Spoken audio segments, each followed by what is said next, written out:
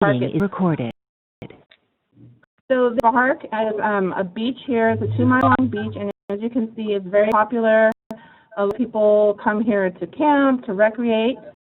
And what I really love is people are still doing what they used to do in the early 1900s, which is hang out at the coast, picnicking. And so throughout this program, throughout this presentation, we're going to be showing some of the different things that people, how it's changed over time and who were the big political influx of people who came into this area. So Doran Beach. Doran is a mile long, and it starts over here at this peninsula, and it goes into Pinnacle Gulch, which is another one of our regional parks. I've come here to recreate for a long time, and a lot of families, it's a very mellow bay, so a lot of people, little children, like to come out here. We have campgrounds. There's over 100 campgrounds. This is one of the walk-in sites at Doran. It's also part of the Pacific Flyway, which means that birds migrate here from all over the world, Antarctica, Iceland. They come here and they winter here, so it's a very popular destination for bird watchers. And lastly, there's access to the Pacific Ocean here. This is the harbor, so a lot of commercial fishermen and commercial crabbers launch their boat here. And people also come here for recreational crabbing and recreational fishing. I'm going to give everybody a general overview of the geographical area that we will be discussing. And predominantly, so here's Doran and Bodega Harbor, Bodega Head, this is Campbell Cove. And overall, this is called the village of Bodega Bay. I'm going to be referring it to as the town of Bodega Bay. But this just gives you an overall idea of the geographic areas that we will be discussing. And this was at one time Coast Miwok territory. And so Coast Miwok are the indigenous community of this area. And again, on behalf of myself and Regional Parks, we'd like to honor the past, present, and future generations of indigenous communities all over Sonoma County.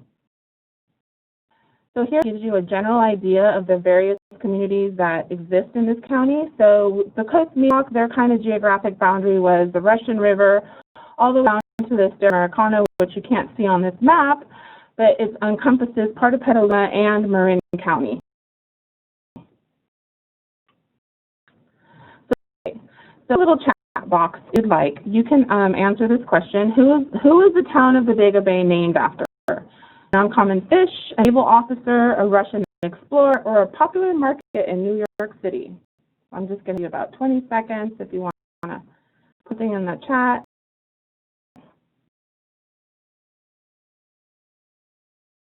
Good job. Yes, awesome. It is named after a naval officer, not a Russian explorer, and a popular market in New York City. So this naval officer is really well renowned. He was very famous among the Navy and Spanish elite. His name is Juan Francisco de la Vega y Cuadra. He is Peruvian. He's a captain on a ship called La Sonora, and he was assigned to come up to this area and map it out. And I'll kind of get into the details as to why the Spanish were up here in a little bit. So California was part of Mexico, and Northern California was referred to as Alta California by the Spanish, or New Spain, as it was known then. And the Viceroy had sent out naval officers and explorers to map out this area. And Juan Francisco de la Bodega y Cuadra was the gentleman that was sent to this area and mapped it out. And he was so respected because of the work he had done. The Spanish government, Charles III, King Charles, decided to make a stamp in his honor. So a lot of us grew up here and have taken California history. Why were the Spanish all the way up here? So the Spanish come all the way from Southern California, from Mexico City, what is known now, into California because of Catholicism, colonizing this area, agriculture. They brought in sheep was a big one, and then they brought in cows. So tallow and hide and lumber was a big industry in this area. And so another reason that they were exploring this area is because they got word that Russians were also exploring this area. And they didn't want the Russians to kind of take over this land. And I really like this image is a copy, obviously, but it was drawn by a French artist who was sent by the ambassador of New Spain to kind of see what's going on up there with these Russians. What are they doing? And obviously back then they couldn't take a selfie next to the house and then send it back to the viceroy. So he came up here and he just painted this house, which is a Russian-style home, and he sent it back to the viceroy. And they're figuring out that the Russians were up here. So the Spanish started coming up further and further north. And in the town of Sonoma, we have a mission and barracks, and General Vallejo was kind of the governor of this area. So familiar with what is now Fort Ross. And Fort Ross was a Russian colony, and what I really want to emphasize throughout this presentation, I want to say program, but it's not a program because we're not in person, sorry. This presentation is that there was various cultures coming throughout Vega Bay and our north coast, and so not only was there encountering of different cultures, there was also a mixing. And this mixing of cultural influences, and I'll get into kind of the history of that, of how that's impacted our communities today. And communities north of the Russian River, indigenous communities, Kashaya, still live there, and Fort Ross is currently a California State Historic Park, and they work really closely currently with the Kashaya Tribal Council, and they host cultural traditional ceremonies there still. So this is currently Fort Ross, and so I'm going to jump a little forward here and get into Mariano Vallejo. So this all his ranch, and his ranches were all over Sonoma County, and they were huge. Like the town of Petaluma itself was just one big ranch. And you'll see a lot of rolling hills without trees. That's not what the landscape looked like prior to Spanish colonization. There were more oak woodlands. Same with the coast. There's probably more redwoods in this area, but because of the timber industry and then the gold rush, a lot of that was logs. Rancho Bodega was sold to a gentleman named Captain Smith.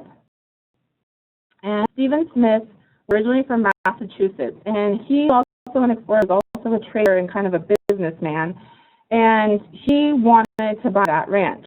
And he had been in Vega Bay, and he had a common wife who was Coast Miwok. And when he decided that he wanted to buy land, and he kind of came into the area as a businessman for the timber industry, and he was the person that bought the first steam sawmill, and so Vallejo was all about it. And he said, you know, I'll sell you this land, but you have to become a Spanish citizen, you have to become Catholic, and you have to marry someone who's of Spanish descent and also Catholic. So he married a woman by the name of Manuela Torres, and she was Peruvian. So they came to Bodega, and they had children, but he did have a common wife prior to Noah, and she was of Coast Miwok descent. I'm going to mispronounce her name. It's spelled Tsupa, Tsupa. And they had a son, and there's William Smith. Now, Smith family is a very common family name to this day here in Sonoma County. It's very famous in quotation marks. They have a long history of generations here. And what's really cool about the Smiths is he was married to a Coast Miwok woman, and they had like 11 or 12 children. I want to say 12. And he had some sons. So the Smith brothers, some of these folks are the Smith brothers, are the spearheaders of the fishing, commercial fishing in Vega Bay. So as you can see on the ship, it says Smith Brothers number 1. Well, there was a number 2. So the Coast Miwok community and the Smith family came together, and they purchased these 2 fishing boats. And there's historical documents of the cousins talking about how much fish they would bring in, like 75 boxes of sand into the bay. Really well renowned for commercializing fishing in Vega Bay. Quickly to recap, we have different communities coming together, different cultures and all of that. And then the person here in the middle, her name is Carolyn Dale Perry McNulty. And she is a descendant of William Smith as her great-great-grandfather. And she was very active in the Coast Miwok community. I currently don't have any pictures of community members, but I'd just like to reemphasize that there's still a lot of Native American communities thriving in our community here in Sonoma County. So we have all these different influences of cultures historical things that happened, the shaping of the landscape. So here, this is a home, a Russian home, 1925 photograph. William Smith, Coast Miwok, and then we have Francisco de la Bodega y Cuadra.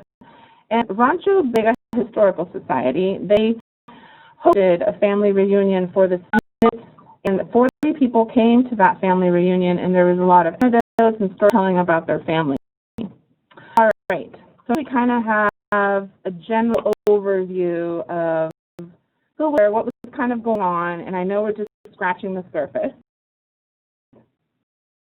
At Doran Regional Park. So we kind of have an idea of who was coming. There's also some talk, there's been some, I read that Sir Francis Drake, his ship was wrecked, so he pulled into Campbell Cove for a couple of days to fix it.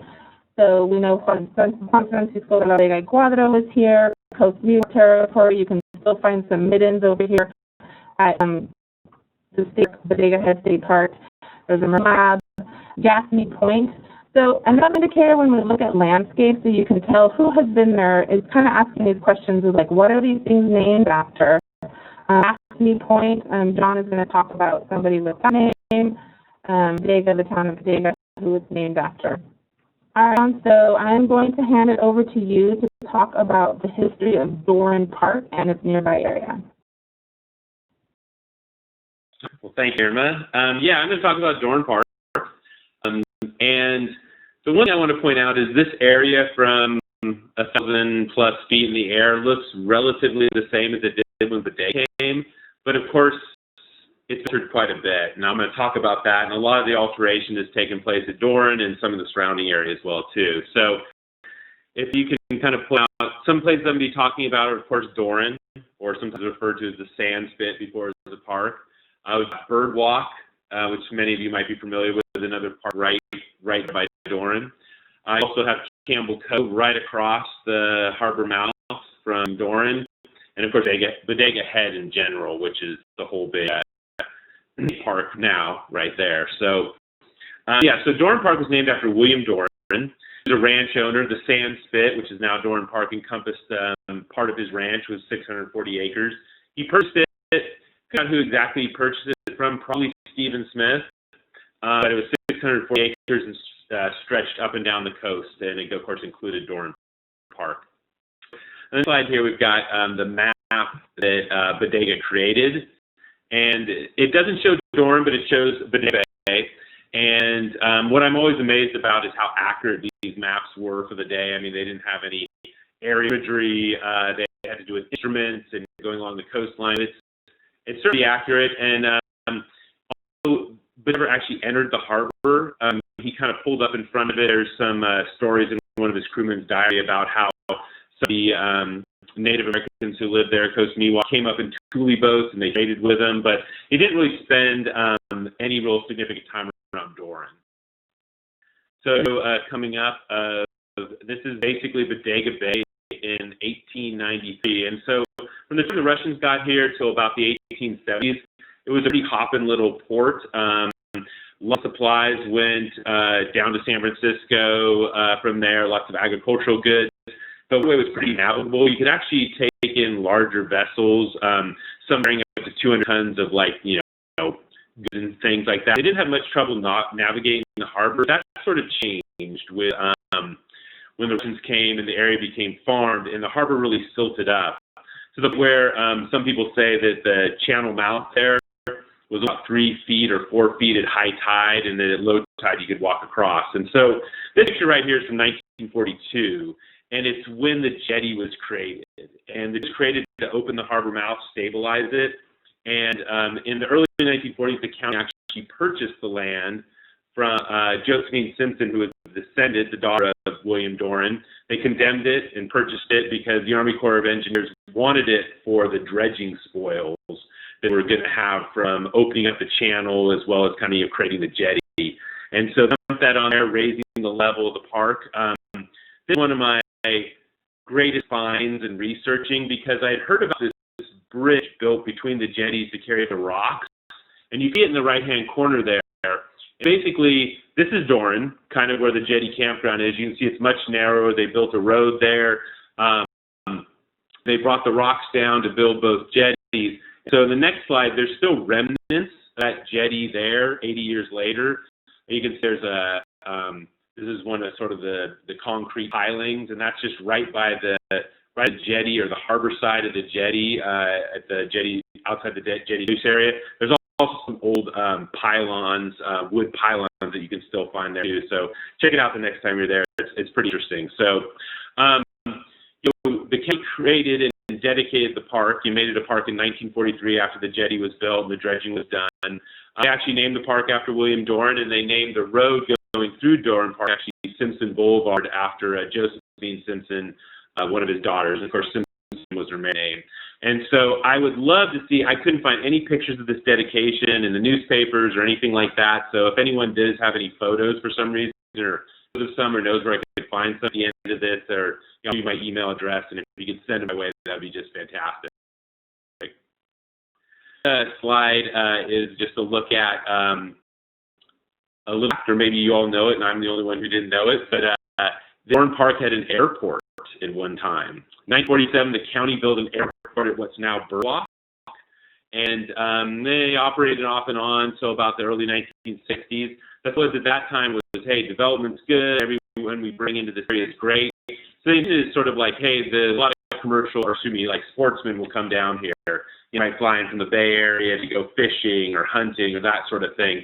And so they built it in 1947. It is now where Birdwalk's located, and it's covered with dredging spoils, because since 1943 or 1942, when the harbor was dredged, it's been dredged many times since to keep the channels open. And so there you can kind of see, like, it's basically Birdwalk's built up because that's the dredging spoils, and so the old air runway is underneath there. Just a little fact that I thought was kind of cool.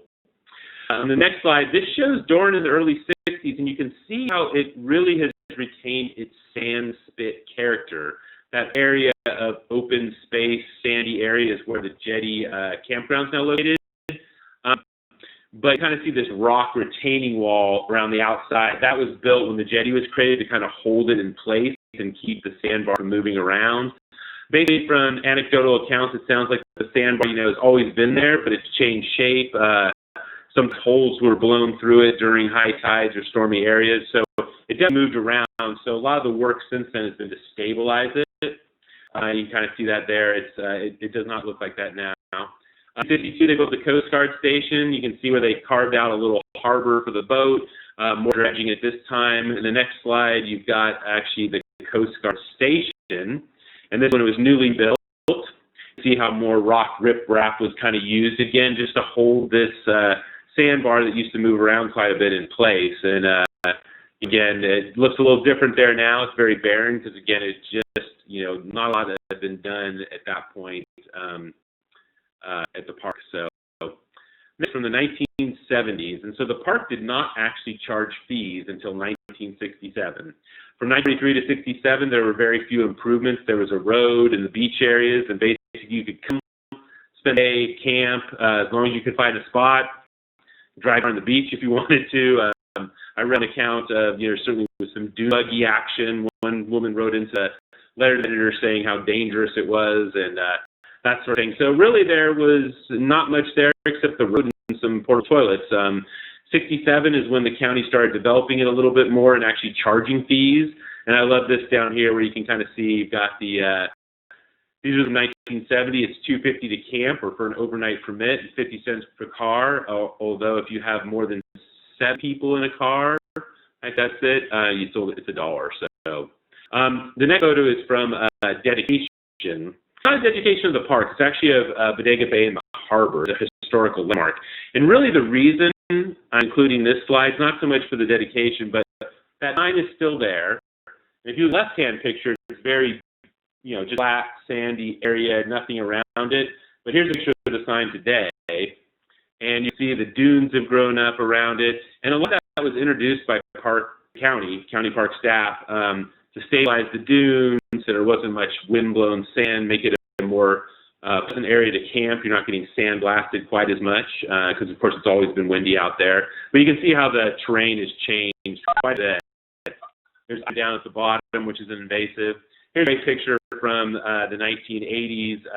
Again, you can see more dune grass, but this is a kind of a cool one where there was for a long time, I guess, a boat sort of regatta, maybe race, but sort of more just a fun thing that happened there. So currently the park looks like this, and you can see how that's a far cry. It's about 50 years down the road from, or actually more like 60 years down the road, and you can see it doesn't look as much like a sandbar anymore. You've got a lot of the trees, the cypress trees that we planted, county parks planted for wind breaks.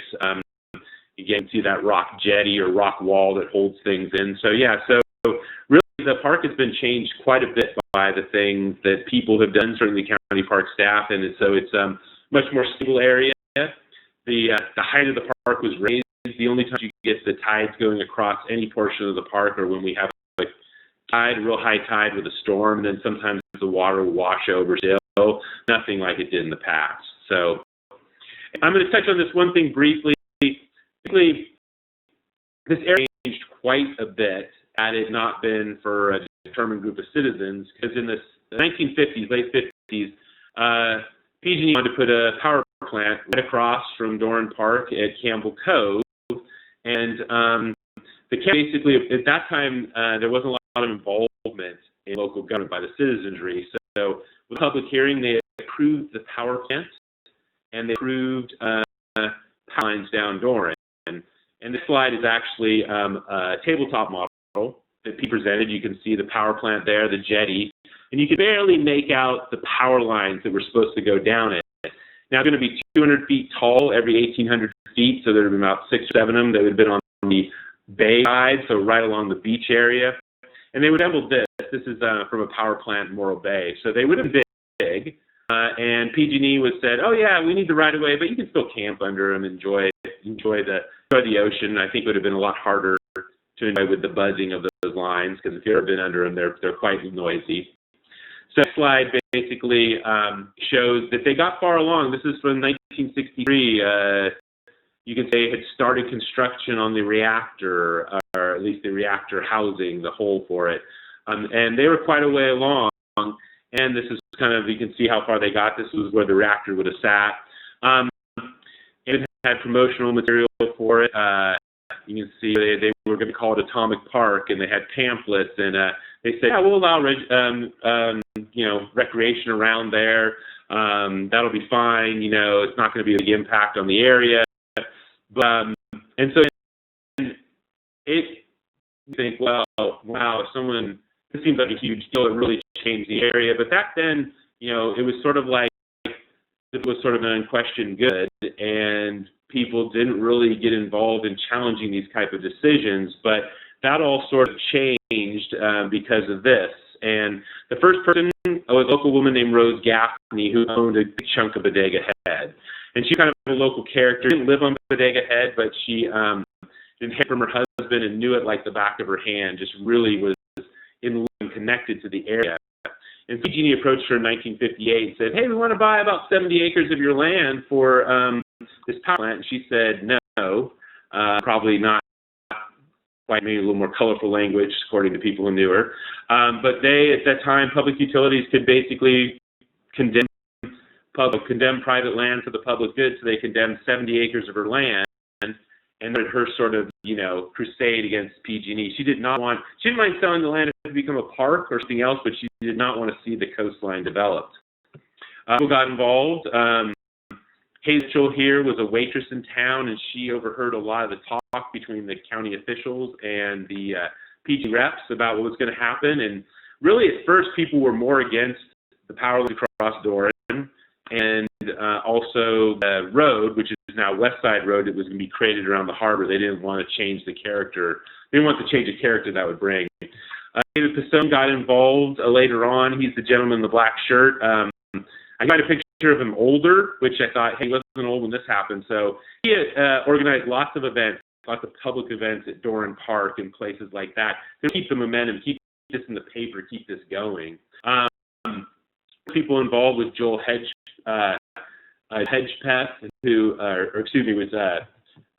kind of messed up. Joel Hedgepeth is right next to David Pisone in here. He was the gentleman on the other slide, hard to tell from the distance. Joel Hedgepeth was the director of her marine biologist at Marine Lab at Dillon Beach.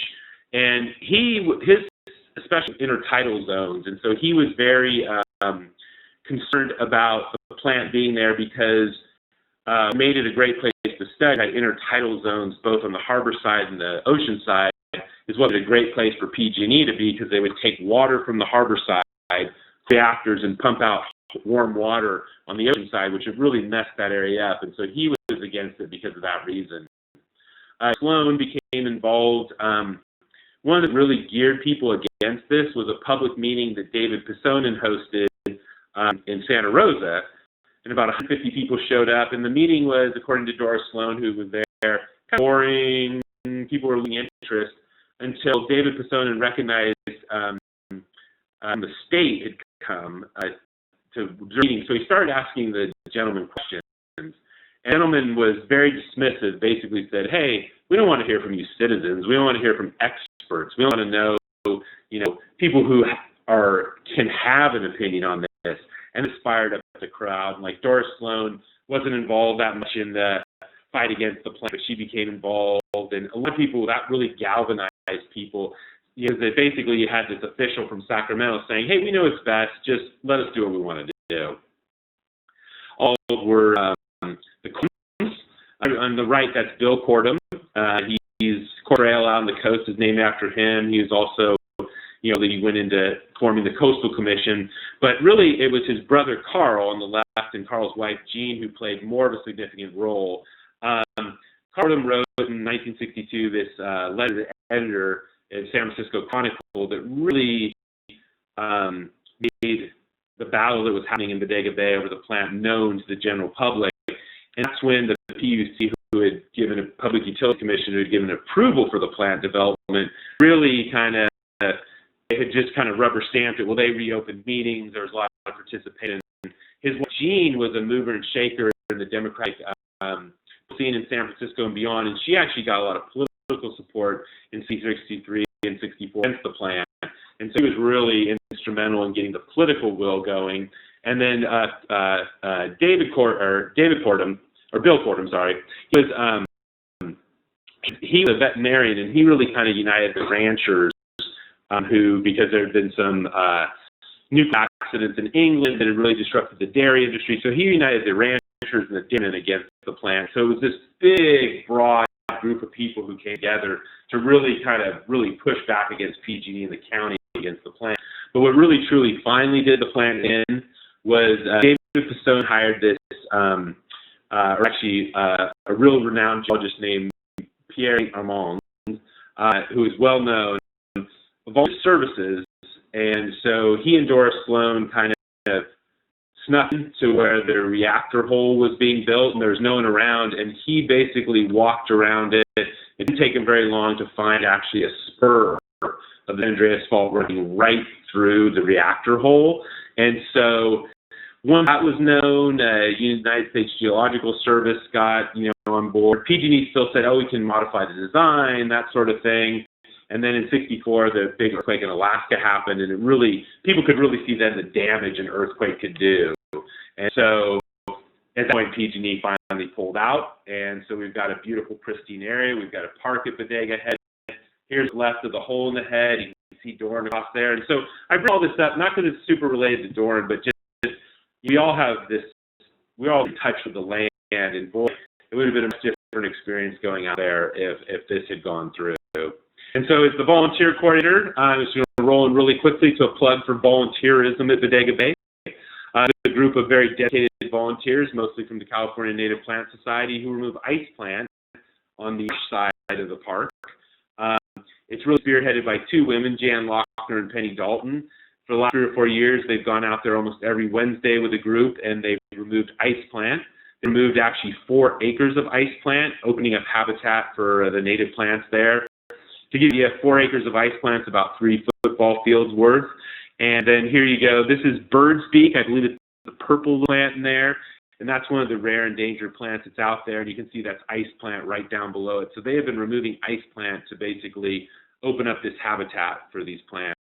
And so that's my portion. I'm going to turn it back to Irma to close out. And thank you for letting me to speak here. Thanks, John. So yeah, just on the note of the flora, there are a lot of native plants out at Doran Regional Park. And one of the things that makes Doran Regional Park super awesome is that it's not only rich in history, it's rich in biodiversity. But before we dive into the biodiversity at Doran, I just have a quick question for you all.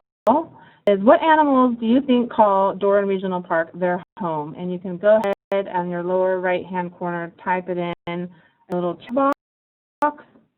I was a park ranger assistant for a couple of years out at Doran Regional Park. A couple of things are going to show you the animals that I saw at Doran Regional Park, and I divide Doran into like 4 different habitats/ecosystems. There's the deep ocean, the intertidal, the sand dunes, and the marsh. And all of these images were taken at Doran Regional Park. So at Doran, you're definitely going to hear the sea lions bark. If you are there during low tide, sometimes the harbor seals like to sun themselves on the sandbar on the harbor side.